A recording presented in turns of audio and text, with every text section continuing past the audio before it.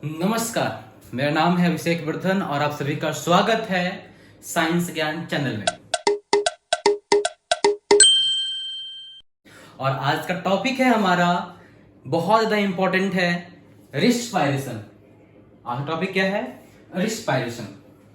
अब इस टॉपिक में हम लोग जानने वाले हैं कि रिस्पायरेशन क्या होता है, कितने तरह का होता है।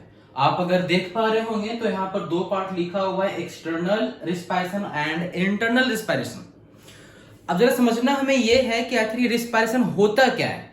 तो सबसे पहले हम आते हैं उसके डेफिनेशन पर। तो यहां लिखा हुआ है, respiration is a metabolic process wearing the living cells of N organisms obtain energy. किस रूप में? एटीपी के रूप में। By taking in oxygen and liberation carbon dioxide from the oxidation of complex organic substances. तो आज के टॉपिक में हम जस्ट इस पूरे चीज को समझने वाले हैं कि आखिर ये लिखा हुआ क्या है। ठीक है, सो स्टार्ट करते हैं हम बारी बारी से। ठीक है, बोला है कि रिस्पायरेशन एक मेटाबॉलिक प्रोसेस है। कौन सा प्रोसेस है? Metabolic process. मेटाबॉलिक प्रोसेस का मतलब क्या होता है समझते हैं यहां पर। मेटाबॉलिक प्रोसेस, मेटा और बॉलिक, ये दो वर्ड से मिलकर के ये वर्ड बना हुआ है पूरा पूरा मेटाबॉलिक। आप जब समझिएगा तो यहां पर आपको जानकारी मिलेगा कि जो मेटा जो वर्ड है इसका मतलब समझ लीजिए होता है ब्रेकडाउन। ब्रेकडाउन। और बॉलिक मतलब जहां हुआ। तो हम यहां पर से समझने वाले हैं कि मेटाबॉलिक प्रोसेस में कोई भी सब्सटेंस टूटता है, वो टूटता है। ठीक है, तो मेटाबॉलिक प्रोसेस मतलब क्या हो गया? टूटना। तो बोला है कि रिस्पायरेशन एक मेटाबॉलिक प्रोसेस है, मतलब टूटने वाला प्रोसेस है। वेयर द लिविंग सेल्स, कहां? लिविंग सेल्स, यानी कि लिविंग ऑर्गेनिजम्स के सेल्स। किसके सेल? तो लिविंग ऑर्गेनिज्म के सेल ऑब्टेन एनर्जी, यानी कि वो एनर्जी प्राप्त करते हैं। लिविंग ऑर्गेनिज्म जो है वो एनर्जी प्राप्त करते हैं। किस रूप में? एटीपी के रूप में। किस रूप में? एटीपी के रूप में। By taking in oxygen. कैसे? ऑक्सीजन को लेकर के एनर्जी तोड़ते हैं, लेकिन किसको लेकर के? ऑक्सीजन को लेकर के। और लिबरेट करते हैं, यानी कि बाहर निकालते हैं। किस चीज को? कार्बन डाइऑक्साइड को। ऑक्सीजन लेते हैं और कार्बन डाइऑक्साइड को बाहर निकालते हैं। From the oxidation. ऑक्सीडेशन एक वर्ड यहां पर आया, ऑक्सीडेशन। समझते हैं पहले क्या होता है? ऑक्सीडेशन। आप यहां पर ये ओ वर्ड जो देख रहे हैं ना, यहां पर जो ये ओ वर्ड है इसका मतलब होता है ऑक्सीजन। और ये जो पूरा ऑक्सीडेशन जो वर्ड है वैसा कोई भी सब्सटेंस जहां पर ऑक्सीजन आकर के जुड़ जाता है तो उस सब्सटेंस का हम समझते हैं कि ऑक्सीडेशन हो रहा है। ठीक है, तो यहां पर क्या हुआ है? ऑक्सीजन आया है और किसके साथ मिल गया है? कॉम्प्लेक्स ऑर्गेनिक सब्सटेंस के साथ मिल गया है और एक प्रक्रिया किया है। किस चीज का? ऑक्सीडेशन का। और इससे निकला क्या? Carbon dioxide. और इससे हुआ क्या? बना है एनर्जी। अब इस पूरे प्रक्रिया को हम समझने का प्रयास करते हैं एक छोटे से पार्ट में। जब समझते हैं कि हम लोग क्या करते हैं, हम लोग भोजन करते हैं। हम लोग सुबह उठते हैं और मम्मी को बोलते हैं मम्मी भूख लगा है, खाना दो। हम लोग फ्रेश होते हैं, उसके बाद फिर हम लोग की मम्मी जो होती हैं वो खाना बनाती हैं और हमें खाना देती हैं। जब हम लोग वो खाना खाते हैं वो कहा जाता है हमारे इंटेस्टाइन में। हमारा सबसे पहले माउथ हो गया, ऑइसोफेगस हो गया, स्टमक हो गया, स्मॉल इंटेस्टाइन हो गया, लार्ज इंटेस्टाइन हो गया, वहां जाता है। और आपको ये चीज पता होगा कि हमारा जो पूरा का पूरा जो फूड है ना वो हमारे स्मॉल इंटेस्टाइन में जाकर के पच जाता है कंप्लीटली। ठीक है, नहीं पता है तो इस चीज का जान लो कि हमारा जो स्मॉल इंटेस्टाइन है उसमें कंप्लीट तरीके से भोजन पच जाता है। और उसी स्मॉल इंटेस्टाइन में एक स्ट्रक्चर होता है, उसको बोलते हैं विली। इस तरीके का होता है स्ट्रक्चर। स्मॉल इंटेस्टाइन में नाम क्या है इसका? Villi, VILLI, villi. इसका काम क्या है? इसका काम है सरफेस एरिया को बढ़ा देना। और ये करता क्या है? ये जो भी हम खाना खाए उस खाना को ये एब्जॉर्ब कर लेता है। जब ये खाना को क्या कर लिया? एब्जॉर्ब कर लिया, तो ये हमारे ब्लड में मिला देता है। जो हमारे पूरे बॉडी में जो ब्लड्स मूव कर रहे होते हैं उसमें क्या करता है? इस ब्लड में जो भी मैंने खाया था उसमें जो न्यूट्रिएंट थे, चाहे वो कार्बोहाइड्रेट हो जाए, चाहे वो प्रोटीन हो जाए, चाहे वो फैट हो जाए, चाहे वो विटामिन हो जाए, या फिर कुछ और हो जाए, उन सभी न्यूट्रिशनल वाली चीजों को क्या करता है? वो ब्लड में मिलाता है। ठीक है। अब वो जो ब्लड है हमारे पूरे बॉडी में जाता है, और हमारे जो पूरा बॉडी है वो बना किससे होता है? वो बना होता है सेल से। किस चीज से? सेल से बना होता है। अब उस सेल्स के पास ही पहुंचेगा क्या चीज? वो भोजन। वो भोजन यानी कि वो कॉम्प्लेक्स ऑर्गेनिक सब्सटेंस। वो जो भोजन है क्या है? कॉम्प्लेक्स अभी भी। ठीक है। वो कॉम्प्लेक्स ऑर्गेनिक सब्सटेंस कहां पहुंच गया? सेल्स के पास। ठीक है। तो जरा अभी यहां पर एक फिगर देख लेते हैं कि एक सेल है और उस सेल के अंदर क्या आ गया? फूड आ गया। क्या आ गया? ये सेल है। ठीक है। सेल के अंदर क्या आ गया? फूड आ गया। अब भोजन तो यहां पर आ गया। फूड यानी क्या चीज? Complex organic substance. Complex organic substance. Example में मान लेते हैं ग्लूकोज। ठीक है। एग्जाम्पल में, ठीक है, ये ग्लूकोज है। अब देखते हैं, थोड़ा सा आगे बढ़ते हैं। मैंने भोजन किया, हमारे इंटेस्टाइन में गया, पचा, एब्जॉर्ब हुआ, और वो कहां पहुंच गया? सेल्स के पास तक। ठीक है, जान लिए। अब बारी आता है ब्रीदिंग का। किस इसका? ब्रीदिंग का। हम लोग क्या करते हैं? सांस लेते हैं, सांस छोड़ते हैं, सांस लेते हैं, सांस छोड़ते हैं। जो ये प्रक्रिया है इसको क्या कहते हैं? ब्रीदिंग। दो पार्ट होता है, एक होता है ब्रीद इन और एक होता है ब्रीद आउट। इनहेल और एक्सेल, इनहेल और एक्सेल, ये प्रक्रिया है। अब हमें पता है कि आपको ये मालूम होगा कि जब हम इनहेल करते हैं तो हमारे बॉडी में क्या जाता है? एयर। कैसा एयर? जिसमें ऑक्सीजन ज्यादा होता है, यानी कि ऑक्सीजन रिच एयर। कहां गया? हमारे बॉडी के अंदर। किसके थ्रू? नोज के थ्रू। नोज से कहां गया वो गया ट्रैकिया। ट्रैकिया से फिर कहां गया वो? लंग्स में। लंग्स में क्या होता है? एल्वियोलाई। वहां तक पहुंच गया। क्या चीज? एयर।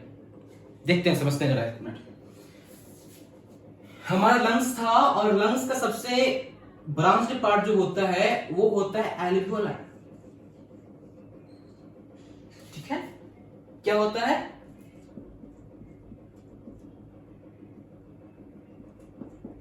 एल्वियोलाई। यहां पर क्या पहुंच गया है? एयर। क्या पहुंच गया है? एयर। अब इस एयर में ज्यादा क्या है? इस एयर में ज्यादा है ऑक्सीजन। और ये जो ऑक्सीजन है ये पहुंचाता है कहां पर? ब्लड में। ये जो ऑक्सीजन है, ऑक्सीजन कहां मिला जाता है? ब्लड में। और फिर ये जो ब्लड है इस पूरे ऑक्सीजन को कहां लेके जाएगा? पूरे बॉडी में ट्रेवल करता, कहां ले जाएगा? सेल्स में। कहां? सेल्स में। तो वो लेके फिर कहां गया? सेल्स में। किस चीज को? ऑक्सीजन को। कौन? ब्लड। ठीक है। अब सेल्स के पास क्या पहुंच गया है? ऑक्सीजन। सेल्स के पास क्या पहुंच गया है? फूड, यानी कि कॉम्प्लेक्स ऑर्गेनिक सब्सटेंस। फिर से पढ़ते हैं इसको। बोला है रिस्पायरेशन एक मेटाबॉलिक प्रोसेस है जहां पर कोई भी लिविंग सेल जो है, मतलब कोई भी लिविंग ऑर्गेनिज्म का जो सेल है वो ऑब्टेन करता है, यानी कि प्राप्त करता है एनर्जी। ठीक है। By taking in oxygen. ले लिया जी, ऑक्सीजन ले लिया। बाय टेकिंग इन ऑक्सीजन, ये ले लिया। ठीक है। और लिबरेट करता है किस को? कार्बन डाइऑक्साइड को। किस को बाहर निकालता है? ये कार्बन डाइऑक्साइड को बाहर निकालता है। ठीक है। और यहां होता क्या है? यहां पर होता है ऑक्सीडेशन। किस का? Complex organic substance, complex organic substance का। और ये जो पूरा का पूरा जो प्रक्रिया है इसको क्या बोलते हैं हम लोग? रिस्पायरेशन।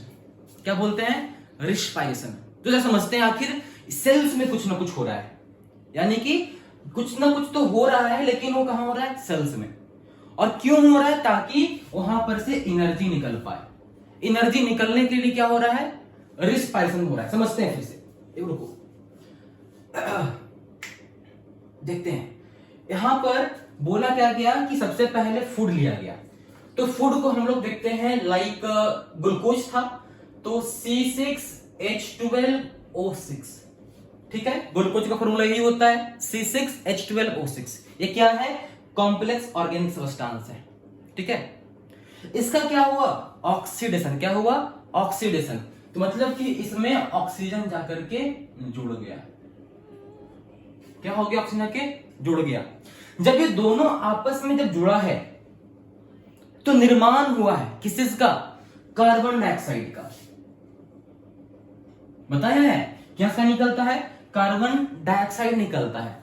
तो यहां पर से कार्बन डाइऑक्साइड, ठीक है। मैं बताता हूं आपको कि यहां पर से सिर्फ कार्बन डाइऑक्साइड नहीं, यहां पर इस प्रक्रिया में वाटर भी बाहर निकलता है। तो यहां पर वाटर, और बताया कि इसमें निकलता और क्या है? मेन चीज जो कि जरूरत था हमें, एनर्जी। किस रूप में? एटीपी के रूप में, प्लस एनर्जी। किस रूप में? एटीपी के रूप में। तो ये क्या है? ग्लूकोज। ग्लूकोज मतलब complex organic substance, complex organic substance, ये चीज। ग्लूकोज का मतलब कॉम्प्लेक्स ऑर्गेनिक सब्सटेंस। ये क्या है? ऑक्सीजन।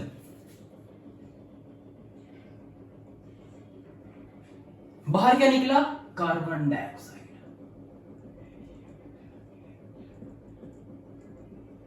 ये क्या है? वाटर।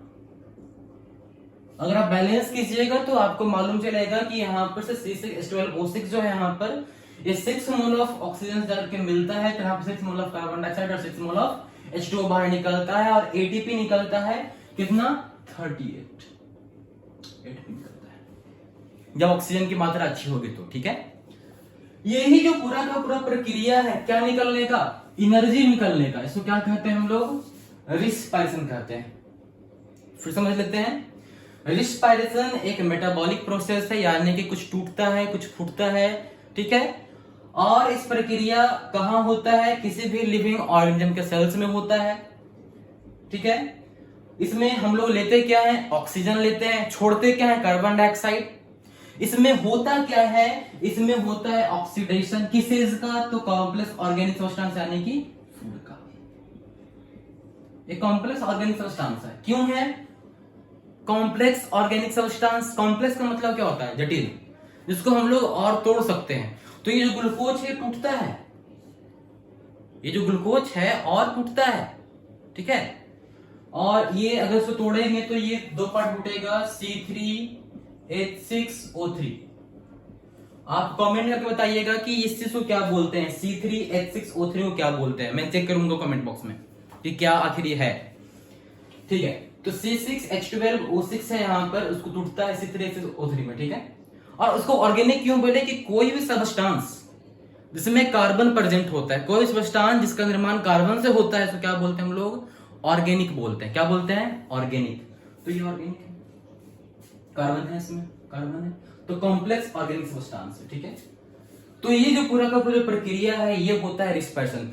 यानी कि हम लोग जो खाना खाए, हम लोग जो सांस लिए, ये सब का सब कहा गया? हमारे सेल्स में। और सेल्स में एक प्रक्रिया हुआ, किस चीज का? ऑक्सीडेशन ऑफ फूड का। यानी कि फूड और ऑक्सीजन मिला, और इसके मिलने पर एक खास तरह का रिएक्शन हुआ, जिस रिएक्शन के फलस्वरूप क्या निकला? एनर्जी। क्या निकला? Carbon dioxide. क्या निकला? वाटर। ये जो एनर्जी है हम लोग यूज कर लेते हैं अपन दैनिक जीवन में, जो भी काम कर रहे हैं, हम बोल रहे हैं, आप देख रहे हैं, हम सांस ले रहे हैं, सांस छोड़ रहे हैं, हाथ हिला रहे हैं, जो कुछ भी कर रहे हैं, सब में एनर्जी लगता है और इन सभी एनर्जी के लिए हम लोग भोजन करते हैं, सांस लेते हैं। अगर भोजन नहीं खाएंगे एनर्जी नहीं बनेगा। क्यों? क्योंकि ऑक्सीडेशन ऑफ फूड के लिए जो फूड की आवश्यकता थी ये तो आई नहीं, तो एनर्जी नहीं। ठीक है, तो यही प्रक्रिया होता है, सिंपल सा है।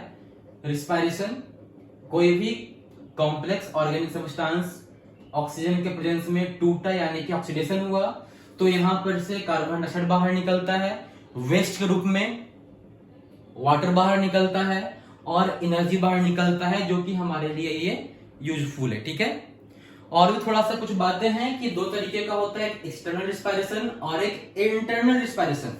जो एक्सटर्नल रिस्पायरेशन इसको हम लोग बोलते हैं ब्रीदिंग, यानी कि सांस लेना सांस छोड़ना, ब्रीदिंग, इनहेल एक्सेल ब्रीदिंग का पार्ट है। ठीक है, उसे क्या बोलते हैं? External respiration. और जो सेल्स के अंदर जो हो रहा है यानी कि यह प्रक्रिया, इसको क्या बोलते हैं हम लोग? Internal respiration. ठीक है, तो इंटरनल रिस्पायरेशन का मतलब ये हो गया और एक्सटर्नल मतलब हो गया ब्रीदिंग। ठीक है, तो आज के लिए इतना ही। मैं आशा करता हूं कि आपको ये वीडियो रिस्पायरेशन को समझने में बहुत ज्यादा हेल्प किया होगा। So thank you, good night. और क्या कहूं, आप लोग, अभी तो मैं नया हूं इस वीडियो पर, आप लोग लाइक करो, कमेंट करो, सब्सक्राइब करो, और मैं ज्यादा कुछ नहीं कर सकता। ठीक है, thank you, have a nice day.